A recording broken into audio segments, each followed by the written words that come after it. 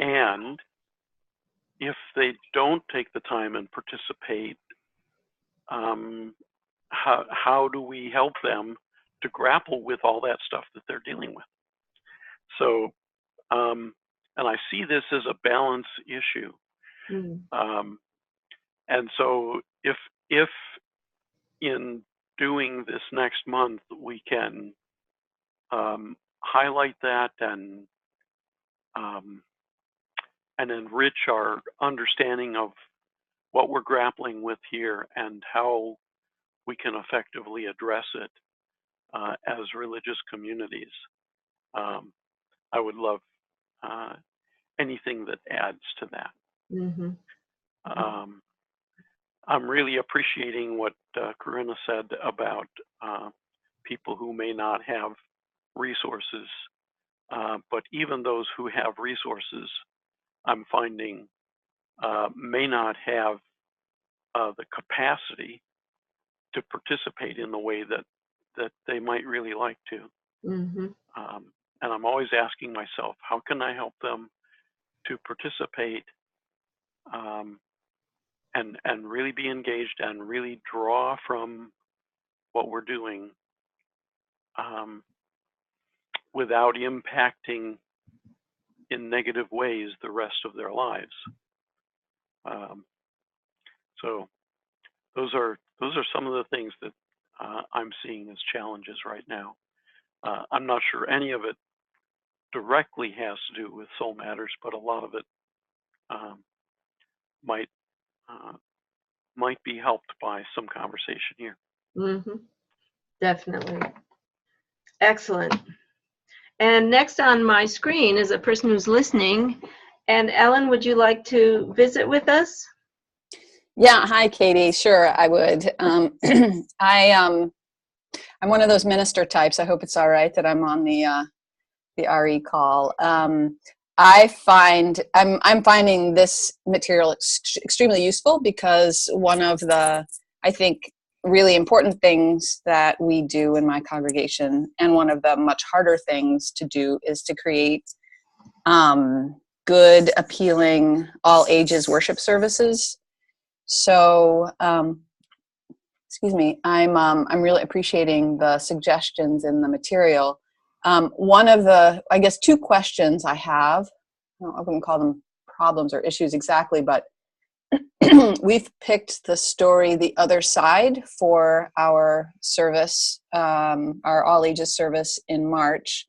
And it's a beautiful story. I absolutely love it. And I'm thinking about how to turn that into a worship service. I have some ideas, but if others have ideas too, I'd be really interested. And the other question or thought or that I have is around Easter, which I know is next month, but or rather the month after next. However, we're going to be planning that before the next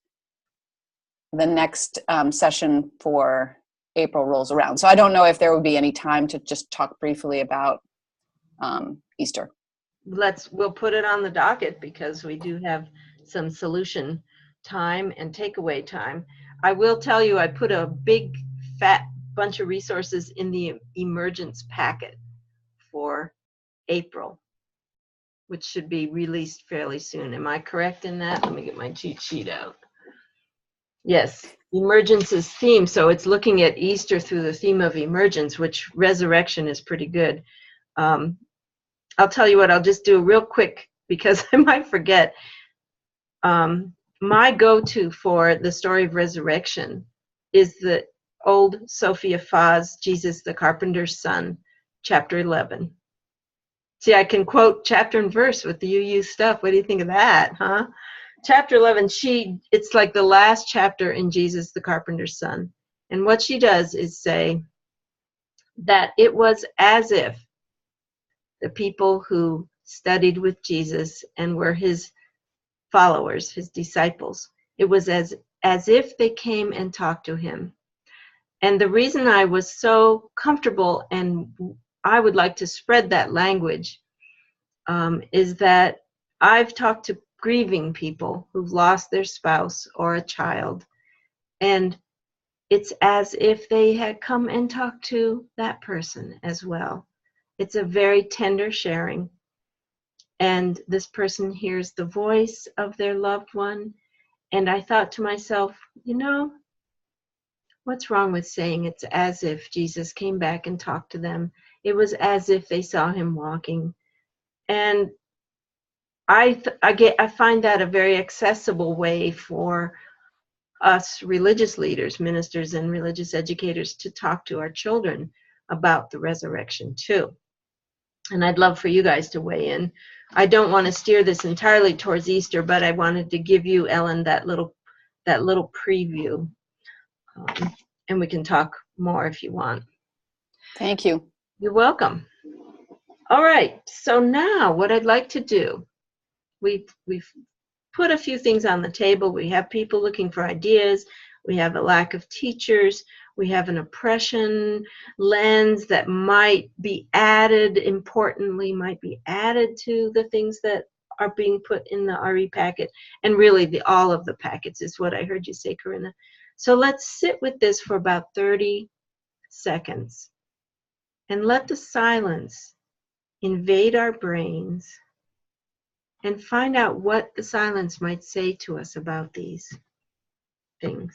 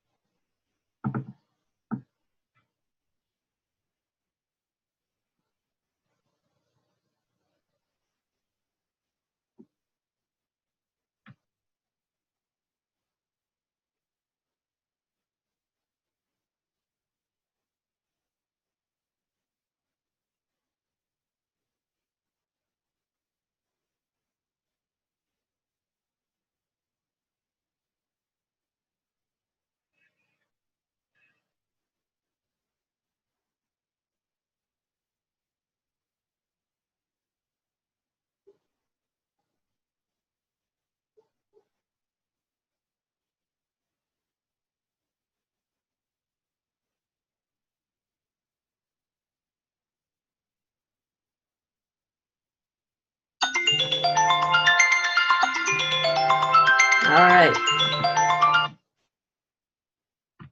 With that little reminder that was 30 seconds. So now we have our challenges and our questions. I think what I'd like to do is save those for a little bit, and we'll do the things that you're looking forward to implementing. Oh, I put it on now. Stop, please, stop. Ah! My phone's attacking me. Put it in a good space, and we're going to think of the things that we're looking forward to implementing. I'd love to hear more, Corinna, or Ellen, how you're using the book, The Other Side of the Fence, because that came up in our brainstorm. That was from Leah or Corinna, I think, wasn't it? And how we're going to use this packet. So a little bit of idea sharing. And maybe we'll see if anyone has a thought. Bob, do you mind if I start with you and give everyone a chance to switch gears for a minute? You can start with me, and I'm unprepared. Yeah. Right now, nothing is coming up for me, but as we converse, we may see some things. All right. Sounds good. Well, I didn't mean that to put you on the spot. No problem. I know you're one of our regulars, so I'm going to call on the next regular, Corinna. I'm just now. Am I muted? I'm not muted. Okay. No, I was just looking in my files for when I did the other side as a Wonder Box, and my script for it. It's not giving me a lot. I'm trying to remember what it was that I would have put in the Wonder Box to introduce it. So I don't have that offhand. But yeah, that's a very powerful story. I know that when I've done it, we have a projector that we can show a screen and show the images from the book. So I don't like calling children forward, and I don't, and I want the Wonder Box to be for the entire congregation. So that's one way to make sure that I'm signaling that this story is for everyone. So I tend to read it from the aisle, looking forward at the projection with everyone else, and I'm not holding a book and having children come and sit in front. Trying to remember anything else in particular about that story. I'm drawing a blank right now. I'm sorry about that. What the trigger would have been for because usually what happens, and I don't know why it's not in my notes, and in the Wonder Box I'll have an object that will engage the child who is selected to kind of go back and forth with me, and it always kind of relates back to the sermon as well.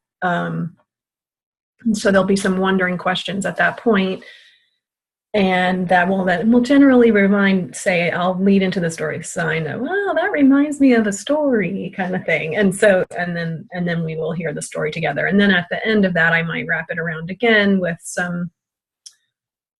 a recap of what I want the main takeaway from the story to be, and then kind of leading that into what the children will be doing in class that day, and then they are sung out. So this all happens very early in the service, and so it's also kind of like a introduction into what the sermon topic will be as well. So it kind of feeds into allowing for expansion on that theme later in the sermon.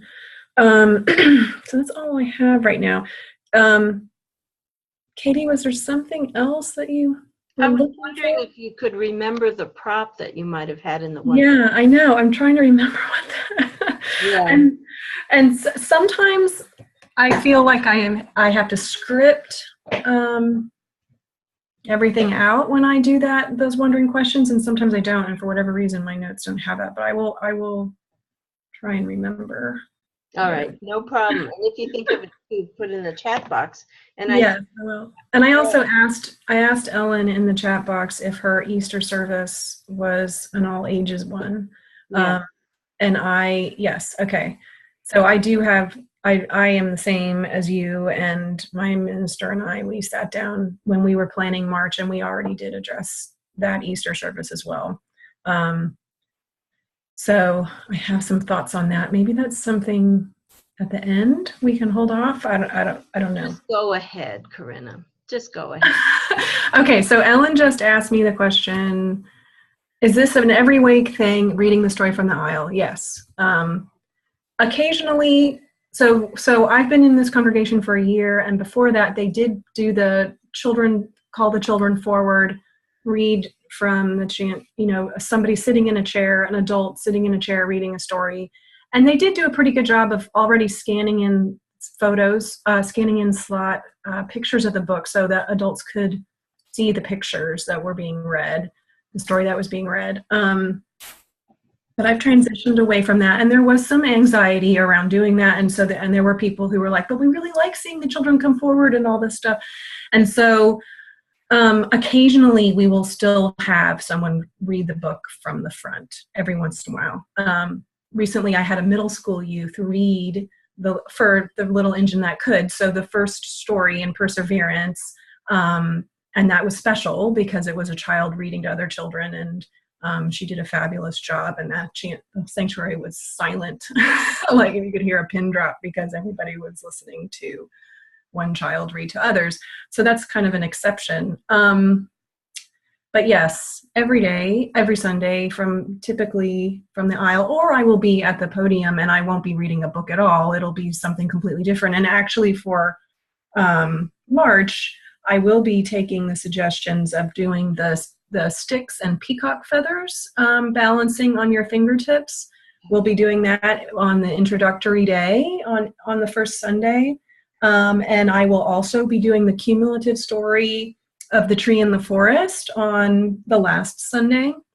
And I will have slides projected where the following line will just be added to the top, and then we'll read down to the bottom. So it will grow that way. Nice. So everyone can read along with that story. And I might shorten it a little bit because it's kind of long. I tried to keep Wonderbox to no more than 5 minutes at the most, 6 minutes, including my framing questions before and after. I'm also going to do the parachuting cat story as an all ages, as a Wonderbox story, and that will just be a told story. There won't be any pictures. There won't be a picture book, and I will be doing the parachuting thing into the audience, so they are going to be surprised. Anyway, but about Easter. So do you want me to talk about the Easter? Why not? I guess, Ellen, does that answer your questions about Wonderbox? And I'm happy to give you my email, and you can talk to me more about Wonderbox. And this Wonderbox was created by Reverend Christina Leone, and she has some UUA. There was a GA workshop that she did, and you can find that online. And there's also a Wonderbox Facebook page, which I don't do anything with, and I have a year's worth of Wonderbox stories now at this point. So I should contribute there, but I haven't done that yet.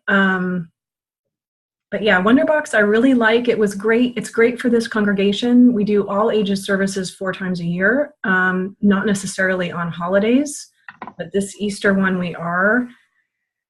And it's an older congregation, but their youth is really, their family and young children component is really growing. And I think they are open to understanding that there needs to be a shift in worship to incorporate that perspective. And the Wonderbox is just a really nice way to do it because it kind of still fits in a traditional order of service, and but it's a way to engage people. So is that enough about Wonderbox? Wonderbox right now. But about the Easter service, I'm going to do a repeat of a story that I did last Easter, which was not all ages, which I love, and it's called Rabbitiness because it involves a rabbit. And I found out about Rabbitiness through the DRE Facebook page. I think someone else posted about it. It is about a rabbit that dies. It's about an unusual rabbit who does unrabbity things, like color and play music and dance, and all his rabbit friends love him, and then he dies.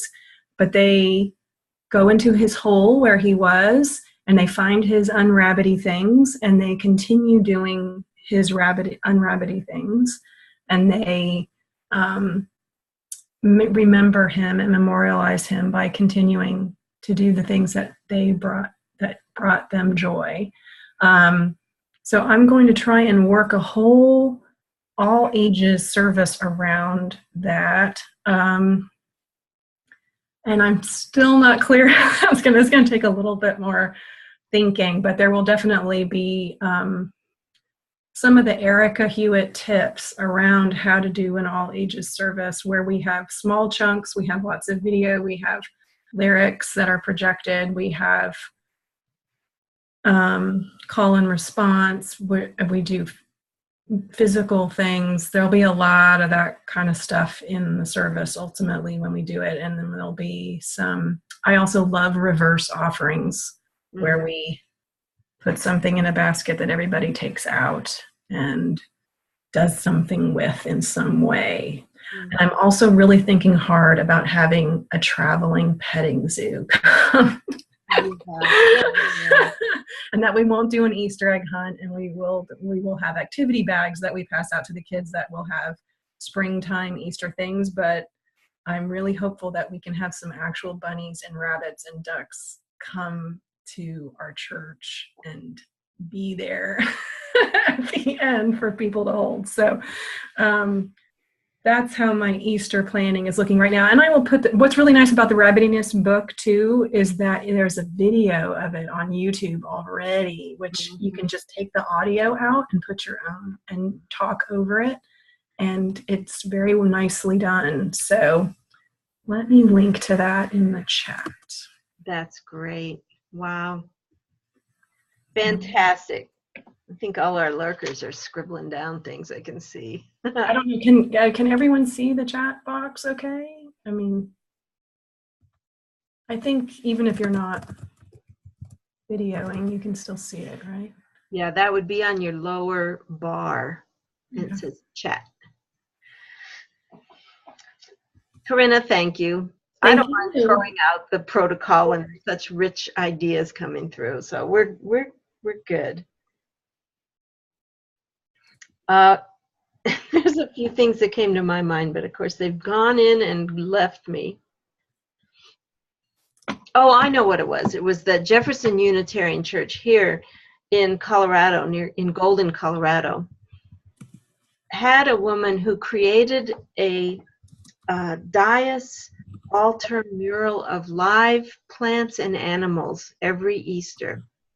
If you can imagine it, it was the height of a person, and it was a mound that she created with artificial grass, and she'd put daffodils in little places where the bunnies were, and they were always live bunnies, live chickens.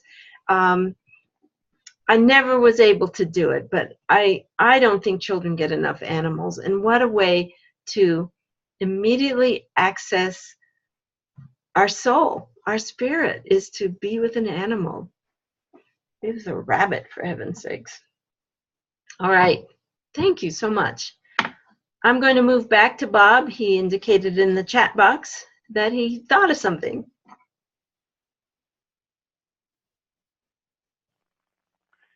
Yes, I wanted to mention that one of our teachers last year had her middle school class focus on the Holy Celebration, and we have a Hindu, a member with the Hindu background, and they talked through the celebration, and then they threw some colors into the air and got themselves all colored up. It was an event that the kids will never forget. Mm-hmm. Some of the parents won't forget it either, but it was a way to celebrate and for the kids to connect in a way that normally Sunday school doesn't Mm-hmm. give them that way. And so it was a precious thing, and I'd encourage you to think about adding a holy celebration somewhere into your program. Mm-hmm. Wonderful. Great. It's different than Protestant Western religion, that's for sure. Kathleen, as we've been talking, have you come across any thoughts of things you might like to be doing? Not really. I just am looking forward to the meditation part. It seems like our kids really, no matter what age they are, they really seem to calm down and get into that. So it's really been helpful for me. We also use the Wonder Box a lot. They really like that. Great lead-in for stories sometimes, and sometimes a great lead-in just for an activity. I will take something out of the Wonder Box and say, for instance, when we were doing last month, I took out a Valentine's card. And I said, so later in the class, we're going to be making these, and, would explain why. So it was really helpful. Great, great.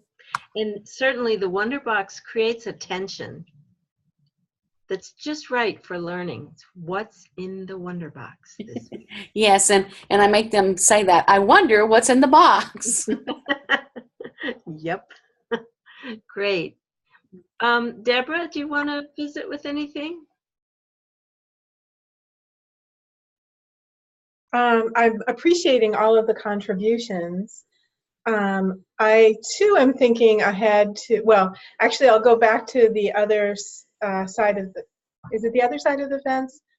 Part of what is always challenging or can be a challenge, and working with children and youth, big concepts, getting a handle on expressing a very deep concept and making it simple or easily accessible for children and youth requires us to really think deeply about it, which is a really good thing.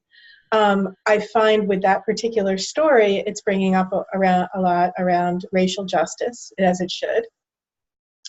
So one of the things we've been discussing, the minister that I work with and I, is also within the congregation itself, we certainly have some diversity, not a lot, but some. So how to be responsive and attentive to that fact as we're delivering a particular theme or a particular story, and just the care with which that is done. So I'm just interested in other people's observations or ways that they may have dealt with similar topics, especially around issues of racial justice. Yeah, I think that's one of the things that we've been thinking a lot about. Great. Thank you. Thank you. I'm going to just move to Mary, see if she'd like to visit with us.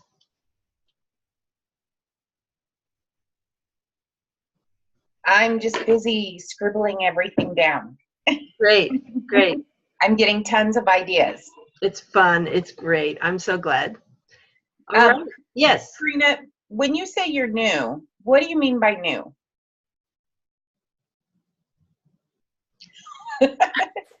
I've been on staff at 20 hours a week at the San Gabriel Unitarian Universalist Fellowship in Georgetown, Texas for about a year now. Okay. But I'm a UU of the past 25 years and have a teaching background, and I was a Sunday school teacher for many years at First Church Austin. Awesome. Okay. So I'm 20 minutes. It's been 4 months and you have some amazing ideas. So I was like, oh my gosh, I'm not doing enough. Thank you. I did a lot of work while I was raising my children, and people, a lot. I was social justice chair for a long time and did all these other things, and PTA president and a whole 9 yards. And I'd say, well, it's good professional development for something. And I think this is it. Yep. So I'm very, very thrilled to be doing the work I'm doing. So it's not like you're coming out of a biotech background, is it? No, you're not a newbie. All right.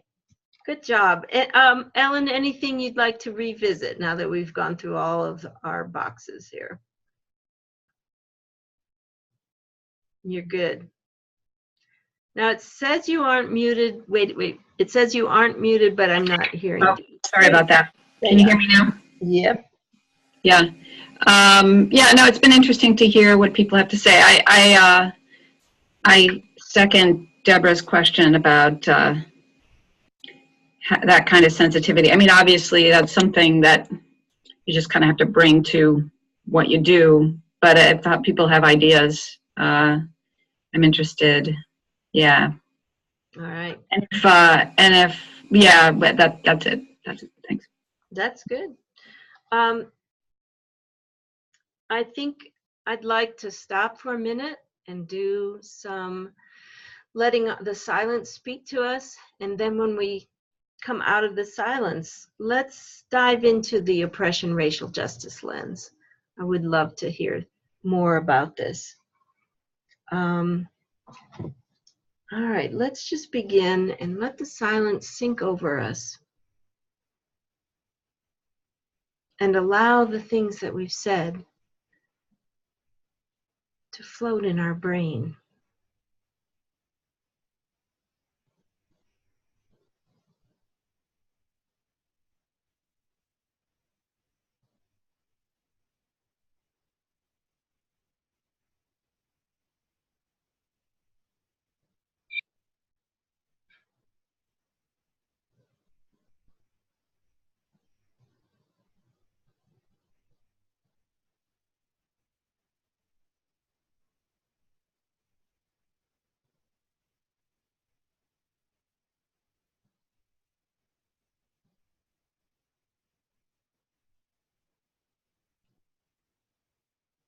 And as we come out of the silence, we listen to what there was there back talk in our brain?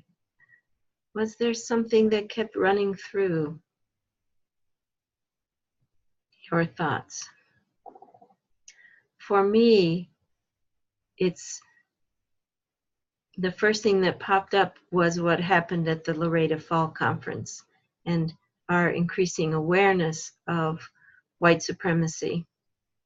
And the journey that we are all on as Unitarian Universalists, which is so different from anything that we have experienced before. When I was a young woman, young little girl in Unitarian Sunday School, and then a DRE in 1984 when I started, we taught that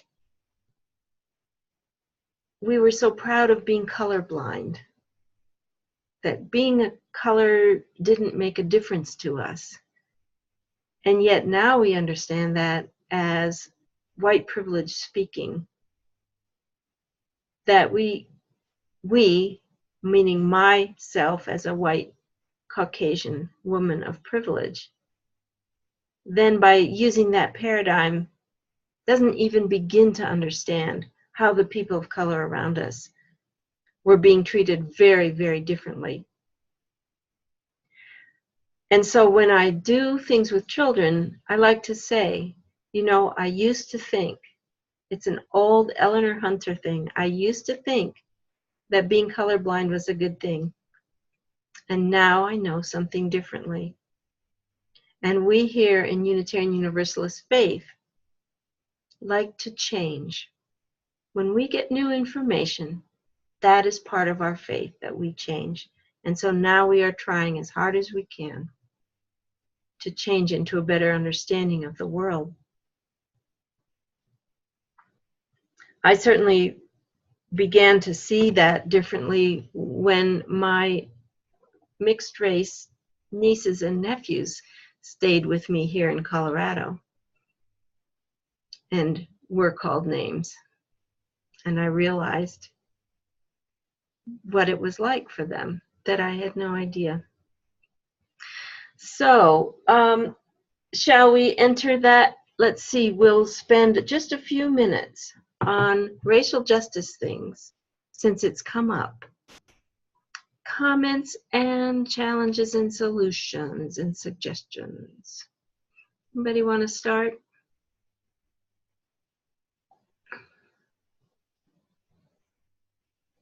Yeah, there. I'll look at that. There's a column saying that. Great, thanks.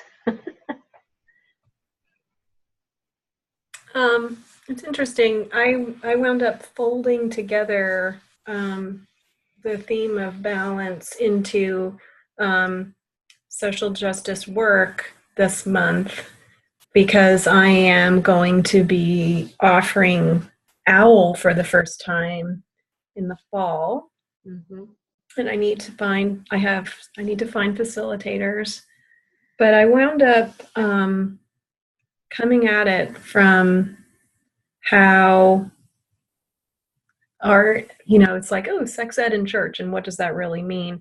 And then talking about our current climate with the Me Too movement and how we get a lot of exposure right now to these underlying issues that have been there all along, and they are coming forward around sexual harassment and sexual violence. And I think especially among Unitarian Universalists, they kind of go straight to, well, this is an education thing.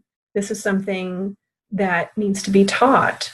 And here we have this amazing program. And so I wanted to offer that there is a concrete way to make a difference that is a very fulfilling thing, and that it's not just those children in the room, but those children will wind up being resources in their peer groups for all their friends. And so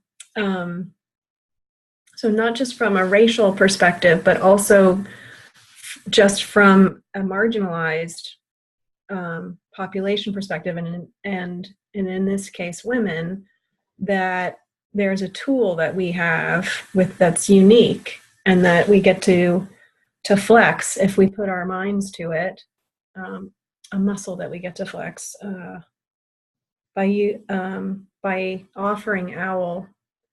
And so I'll be tying that in with balance, because one of the issues that comes up for me with balance is that you need to have an opportunity to address the things that are causing imbalance in your life. And when you are receiving when you're bombarded with a lot of information that's unsettling and that reveals unsettling realities, to be able to act on those in a concrete way is really important. And so I'll be tying those kind of threads together of maintaining balance in an active way by taking steps, and tying that into a current issue that a lot of people are facing and that a lot of people understand more deeply for the first time, and how that is a social justice issue within our church, but also within the community that we're in. And so it's kind of how I'm going there with that one. And but in terms of the lessons for the children this month,